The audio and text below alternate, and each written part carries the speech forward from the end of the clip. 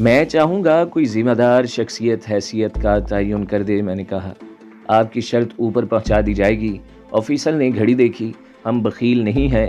اچھا اب آپ جائیں، ان سے معلوم کریں، ہو سکتا ہے آپ کی کامیابی ہی ایک روشن اور قابل عزت حیثیت کی ضمانت بن جائے۔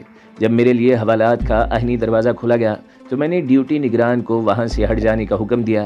اس نے تھوڑی سی ہچکچاہٹ کے ساتھ اپنی جگہ چھوڑ دی۔ فاصلے پر وہ بالکل سامنے جا کر نگرانی کرنے لگا۔ دوستوں، میں نے جاتے ہی ارون کا شانہ تھپتھپایا۔ میں تمام وقت تم لوگوں کے لیے لڑتا رہا ہوں۔ شاید تمہارے نزدیک اسے فتح نہ کہا جائے، مگر میں نے ایک انسان ہونے کے ناطے 2 انسانی جانوں کا دفاع کیا ہے۔ ملک، عہدے سے وفاداری اپنی جگہ اہم اور درست صحیح، مگر کاغذ پر محل کی تصویر دیکھ کر کوئی بھی انسان گرمی سردی سے محفوظ نہیں ہو سکتا۔ اپنی زندگی نہ ہو تو ساری آبادیاں اور وفاداریاں حرف غلط کی طرح آخری سانس کے ساتھ مٹ جاتی ہیں، اور پھر ہم جیسے وفاداروں کی ڈیڈ باڈیز بھی قبول نہیں کی جاتی۔ ہم اس طرح اپنے عہد کی پاسداری کرتے ہوئے مر جاتے ہیں، جیسے تانگے کا گھوڑا دوڑتے دوڑتے گر کر مر جاتا ہے، لیکن وہ گھوڑا ہم سے بہتر ہوتا ہے۔ اس کی لاش کا ایک مالک ہوتا ہے جو اسے اٹھواتا ہے اور لاش پر افسوس کرتا ہے۔ کیا تمہیں بھی ایک بے بسی اور گمنامی کی موت مرنے دے سکتا ہوں؟ نہیں میرے دوستو، میں آخری لمحے تک تمہارا دفاع کروں گا۔ کچھ بتاؤ گے یا تقریر کرتے رہو گے؟ رکمنی بے صبری سے بولی۔ کیا کہتے ہیں؟ اس نے کہا۔ 1 کے بدلے 2، میں نے ڈرامائی انداز میں بتایا۔ 4 سر دو اور اپنے 2 سر بچا کے لے جاؤ، میں نے کہا۔ دونوں نے ایک دوسرے کی جانب دیکھا، پھر دونوں کی نگاہوں کا زاویہ بدل گیا تھا۔ غالباً اپنے اپنے دل کے چور کو مجھ سے چھپانا چاہتے تھے، لیکن میں نے دونوں کی آنکھوں میں زندہ رہنے کی خواہش کو تڑپتے دیکھ لیا تھا۔ جن لوگوں کا یہ خیال ہے کہ جاسوس زندگی سے پیار نہیں کرتے، وہ انسانی فطرت اور کمزوری سے ناواقف ہیں۔ زندگی تو نالی میں رینگنے والے کیڑے کو بھی عزیز ہوتی ہے، اور انسان کے اندر یہ کمزوری تمام مخلوق سے کہیں زیادہ ہوتی ہے۔ میں نے اپنے تجربے اور چہرہ شناسی کے علم سے یہ اندازہ لگایا تھا کہ ارون اور رکمنی تیسرے درجے کے ایجنٹ تھے۔ اگر وہ تجربہ کار سپاہی ہوتے تو اتنی جلدی عیاں نہ ہوتے۔ رکمنی ایک ظاہری نشانی کے ساتھ اتنی غیر محتاط نہ ہوتی تو انو اسے کبھی پہچان نہ پاتی۔ میں نے ان لوگوں کے درمیان جو وقت گزارا ہے، میں وثوق سے کہہ سکتا ہوں کہ یہ لوگ اپنے وچن کا پالن کرنے والے لوگ ہیں۔ اگر تم واپس جانا چاہو گے تو تمہیں پوری سہولت دی جائے گی۔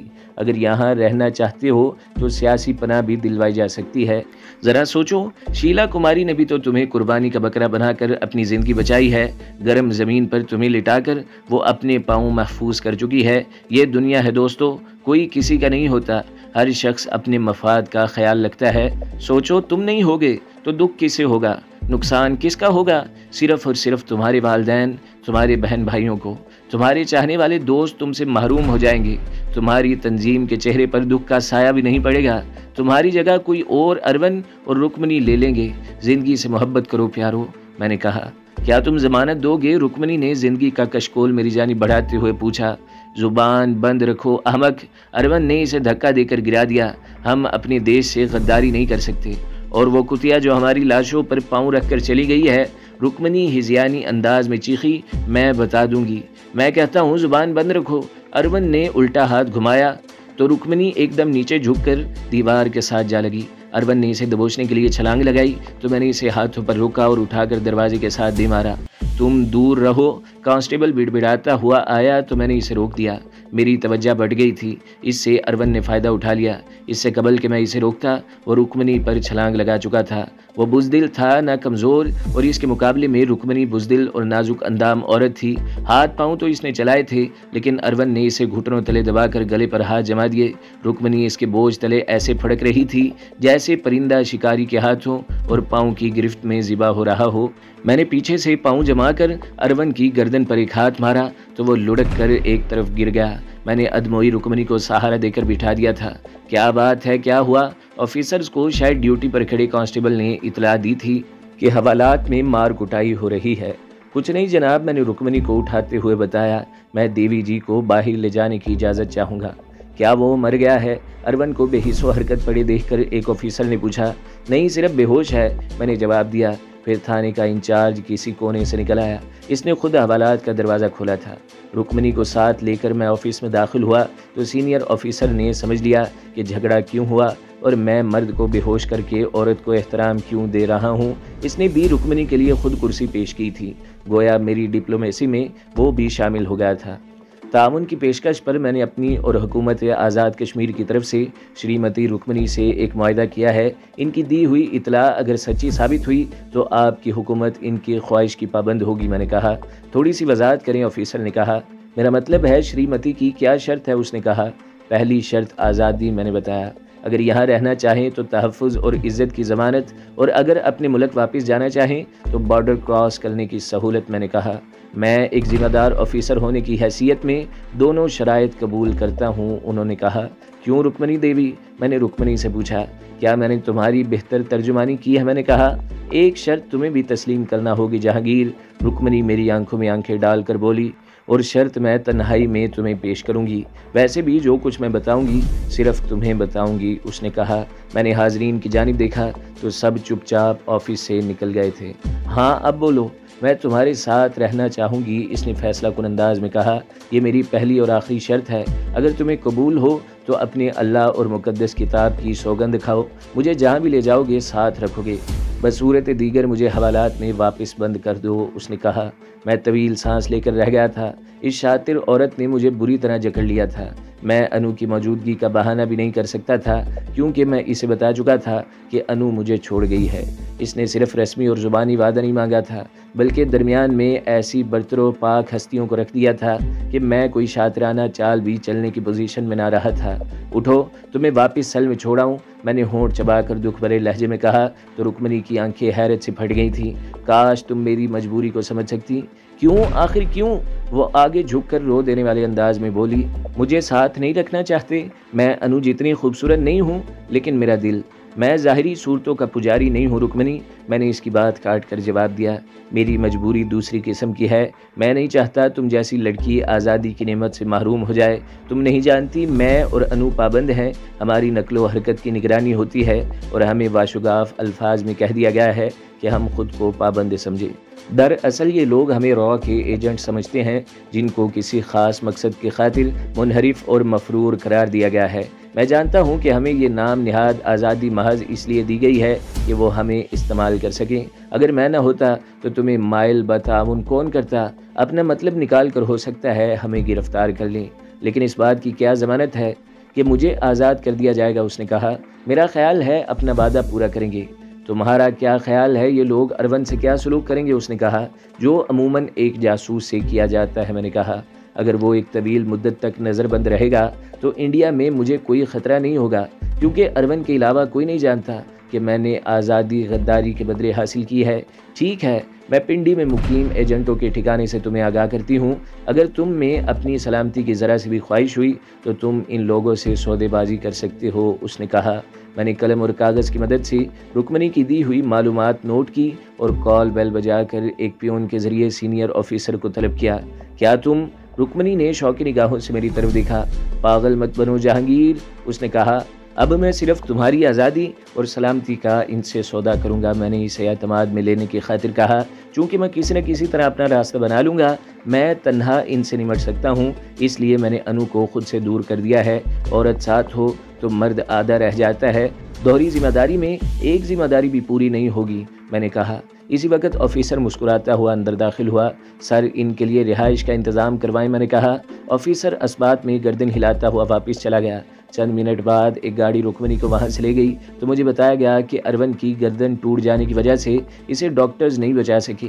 میں کاندھے اچکا کر خاموش رہا تھا۔ اروند ان کا ہی نہیں میرا بھی دشمن تھا، لیکن مجھے کوئی خوشی نہ ہوئی تھی۔ جب میں سرکاری رہائش گاہ میں داخل ہوا تو ابا جی کو انو والے بیڈ پر لیٹا دیکھ کر دل پر گھونسا لگا۔ حالانکہ انو سے میرا خون ہڈی تک کا کوئی رشتہ نہ تھا اور بیڈ پر لیٹا ہوا شخص میرا واجب الاحترام باپ تھا، نہ جانے کس جذبے کو ٹھیس لگی تھی۔ وہ لڑکی کون تھی اور اب کہاں ہے؟ مجھے میزبانوں نے بتایا ہے کہ وہ یہاں تمہارے ساتھ رہتی تھی۔ دیکھو جہانگیر، ہم ہمیشہ اچھے دوستوں کی طرح رہے ہیں، مجھے بتا دو۔ ابا جی وہ لڑکی میری محسنہ ہے، میں نے نگاہیں جھکا کر بتایا۔ انڈیا پہنچا تو وہاں میری حیثیت مشکوک ہو چکی تھی۔ یہ را کی ذمہ دار آفیسر تھی، اس نے مجھے بتایا اور اپنے ذرائع سے کام لے کر وہاں سے نکال لائی۔ میں نے کہا یہ میرے سوال کے ایک حصے کا جواب ہے، ابا جی بولے۔ میں نے پوچھا تھا وہ اب کہاں ہے؟ انہوں نے کہا جہاں بھی ہے محفوظ ہے۔ میں نے ان کو ٹالنا چاہا، اگر آپ کا معاملہ نہ ہوتا تو میں بھی یہاں نہ ہوتا۔ مجھے شک ہے ابا جی کہ ہماری پوزیشن یہاں بھی صاف نہیں ہے۔ میں نے کہا تو کیا تمہیں گرفتار کر لیا جائے گا؟ انہوں نے کہا ابھی کچھ کہا نہیں جا سکتا، لیکن میں کسی فیصلے تک یہاں رہنا نہیں چاہتا۔ مجھے فی الفور زبیدہ کے لیے ادھر جانا ہوگا۔ کیا آپ واپس چلیں گے؟ میں نے پوچھا۔ نہیں بیٹے، ابا جی نے نفی میں سر ہلایا۔ اگر میں زبیدہ کو آزاد کرانے کے قابل ہوتا تو وہاں سے بھاگتا ہی کیوں؟ میں تمہارے ماموں کے پاس چلا جاؤں گا۔ انہوں نے کہا اگر آپ کو جانا ہے تو میری موجودگی میں یہاں سے نکل جائیں۔ اگر میں چلا گیا تو ہو سکتا ہے آپ کو میری وجہ سے پریشان کیا جائے۔ میں نے کہا تو پھر وقت کیوں ضائع کیا جائے؟ ابا جی نے واسکٹ پہنتے ہوئے کہا تم بھی میرے ساتھ چلو۔ ہاں مجھے کچھ رقم دے دو، میری جیب خالی کر دی گئی ہے۔ میں بھی یہی چاہتا تھا جس کا اظہار ابا جی نے کر دیا تھا، لیکن میں احترام اور رشتے کے بندروں میں بندھا ہوا شاید اپنی بات آخری وقت تک زبان سے ادا نہ کر سکتا۔ ابا ایک تجربہ کار بیوروکریٹ تھے، انہوں نے وقت کے مطابق صحیح فیصلہ کیا تھا، ورنہ وہ میری منزل کی راہ کا ایسا پتھر بن جاتے جسے میں ہٹانے اور پھلانگنے کی گستاخی نہ کر سکتا۔ میں نے ان کو ان کی ضرورت سے کہیں زیادہ معقول رقم دی اور وہ بہت ساری دعائیں اور احتیاط کی تاکید کر کے وہاں سے رخصت ہو گئے تھے۔ تقریباً آدھے گھنٹے کا وقفہ دے کر میں بھی نکل پڑا۔ انو ساتھ تھی تو کبھی احساس ہی نہ ہوا تھا کہ اس کے بغیر سانسیں رک رک کر چل سکتی ہیں۔ وہ جدا ہوئی تو مجھے اس کی ذات کا شدت سے احساس ہوا تھا۔ وہ محبت کا کوئی جذبہ تھا، احسان مندی کا احساس تھا، کچھ بھی تھا۔ عجب سی وحشت طاری ہو گئی تھی۔ بازار سے کیمرہ لیا اور گلے میں لٹکا کر بذریعہ رکشا میں مہاجر کیمپ جا پہنچا تھا۔ انو میری ہدایت کے مطابق نیاز ڈار کے ڈیرے پر تھی۔ میں فرشی بستر پر بیٹھا تو انو نے جھک کر نوشی کے کان میں کچھ کہا۔ وہ مسکراتی ہوئی ٹینٹ سے نکل گئی تھی۔ سنو جہانگیر، میں کوئی بری خبر سننے کے لیے تیار نہیں ہوں۔ ان لوگوں نے مجھے ایک گھر کا احساس اور راحت دی ہے۔ ہم جب سے ملے ہیں کوئی لمحہ سکون کا نہیں ہوا۔ آج کا دن اچھے دوست کی طرح ساتھ رہو، اس نے کہا۔ یقین نہیں آتا۔ میں نے کیمرہ میز پر رکھتے ہوئے بغور انو کی جانب دیکھا۔ واقعی کمال کر دیا ان لوگوں نے، تم جیسی عورت کو اس قدر متاثر کیا ہے۔ میں نے کہا مدت سے ایک جذبہ پیاسا تھا۔ انو بڑی سنجیدگی سے بولنے لگی۔ اماں بھی جیسی کوئی مہربان ہستی نہیں ملی تھی، لیکن نوشی کی ماں نے ممتا کی باہوں میں لے کر بڑا سکون دیا ہے، اس لیے میں اس سرشاری سے نکلنا نہیں چاہتی، اس نے کہا۔ وہ مہربان خاتون ہے؟ کہا۔ میں نے کہا کوئی باہر سے آیا ہے، انو نے بتایا۔ انچارج نے سب پڑھے لکھے مہاجرین کو ایک جگہ جمع کیا ہے، غالباً برٹش پارلیمنٹ کا ممبر ہے، اس نے کہا۔ یہ بھی نہیں پوچھو گی کہ پولیس ریڈ کا رزلٹ کیا رہا؟ میں نے کہا اگر کامیاب رہا تو ضرور پوچھوں گی، اس نے کہا۔ چلو بتا دو، میں سن لوں گی، ورنہ تمہارے پیٹ میں درد رہے گا، اس نے کہا۔ وہاں رکمنی ارون کے ساتھ تمہاری ننند شیلا کماری بھی تھی، میں نے کہا۔ او نو، انو اچھل پڑی۔ پھر وہ ہانپ گئی تھی۔ وہ پراسرار طور پر اپنے ایک ساتھی کے ساتھ گرفتاری سے بچ گئی ہے، البتہ رکمنی اور ارون کو قربانی کا بکرا بنا گئی تھی۔ سچ بتانا جہانگیر، کہیں تم نے اسے کوئی راستہ تو نہیں دیا، اس نے کہا۔ اگر ایسا کرتا تو کوئی تعجب کی بات نہ ہوتی، میں نے ٹھہرے لہجے میں کہا، کیونکہ اسے کبھی میں نے چاہا بھی تھا اور اس کے ساتھ کچھ بہت اچھا وقت بھی گزار چکا ہوں، مگر میں میزبانوں کو دھوکہ دینے کی جرت نہ کر سکا۔ میں نے کہا کیا یہ لوگ اندھے تھے؟ آخر کیسے وہ نکل گئی؟ اس نے کہا۔ کورس کے اختتام پر ہمارے ڈپارٹمنٹ کے چیف نے الوداعی لیکچر میں کہا تھا، ایک اچھے گوریلے کے لیے لازم ہے کہ وہ کاز کے لیے سچا اور کھرا ہو، مگر اسے فریبی، دھوکہ باز اور اداکار ہونا چاہیے۔ اس وقت مجھے اس بوڑھے انگریز کی بات عجیب لگی جو اپنے اسٹوڈنٹس کو فریب اور دھوکہ بازی کی تلقین کر رہا ہے، لیکن عمل کے میدان میں اس کی نصیحت نے قدم قدم فریب اور دھوکے کو ایک مؤثر ہتھیار ثابت کیا تھا۔ میں نے شیلا کماری کو ڈاج دے کر اس کے 2 ساتھیوں کو حاصل کر لیا تھا اور پھر رکمنی کو اداکاری سے غداری پر تیار کیا تھا۔ انو کو اگر سچ بتا دیتا کہ اندھے وہی نہ تھے، غلطی میری بھی تھی کہ میں نے ان کو اندر چھپے ہوئے دشمن کی تعداد نہیں بتائی تھی۔ ان تک جو اطلاع میں نے پہنچائی تھی اس کے مطابق ایک مرد اور ایک عورت کو ہی ہونا چاہیے تھا۔ شاطر شیلا نے وہی 2 ان کو دے کر مطمئن کر دیا تھا۔ کہاں جائے گی؟ میں نے سچ انو سے چھپا کر جواب دیا۔ رکمنی نے پنڈی کے سارے ٹھکانے بتا دیے ہیں، اب تک وہ کسی سیل کی دیوار سے ٹیک لگائے مجھے کوس رہی ہوگی۔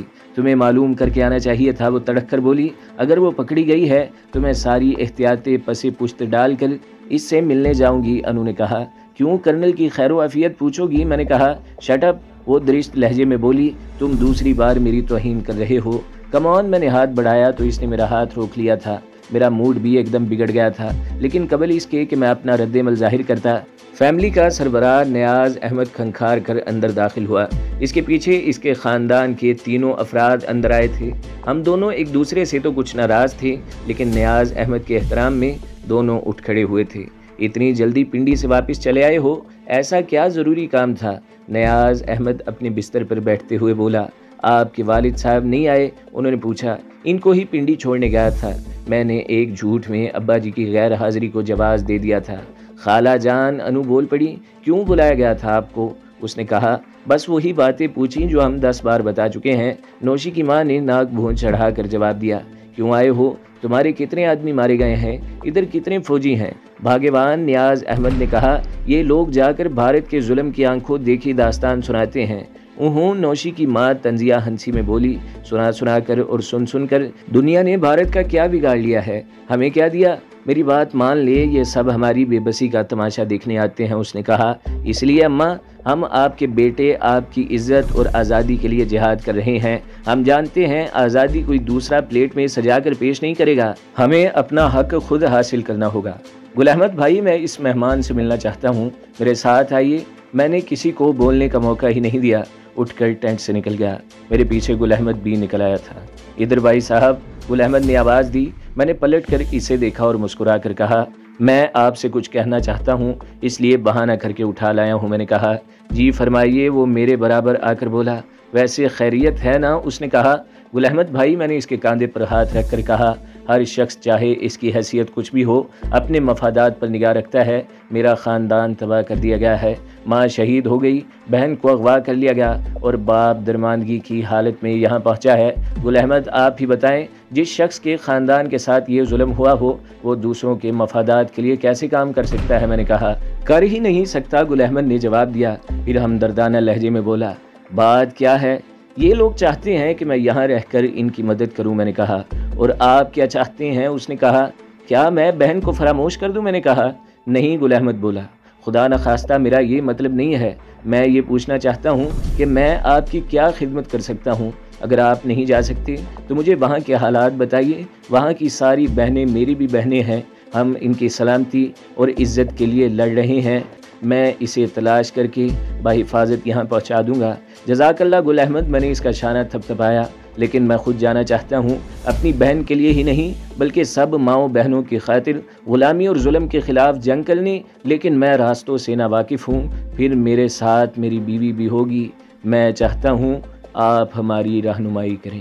تو دوستو، اگلی قسط سننے کے لیے ہمارے چینل کو ضرور سبسکرائب کریں، ویڈیو کو لائک کریں اور بیل کے آئیکن پر بھی کلک کر دیں تاکہ ہر جو آنے والی ویڈیوز ہیں وہ آپ کو سب سے پہلے ملتی رہیں۔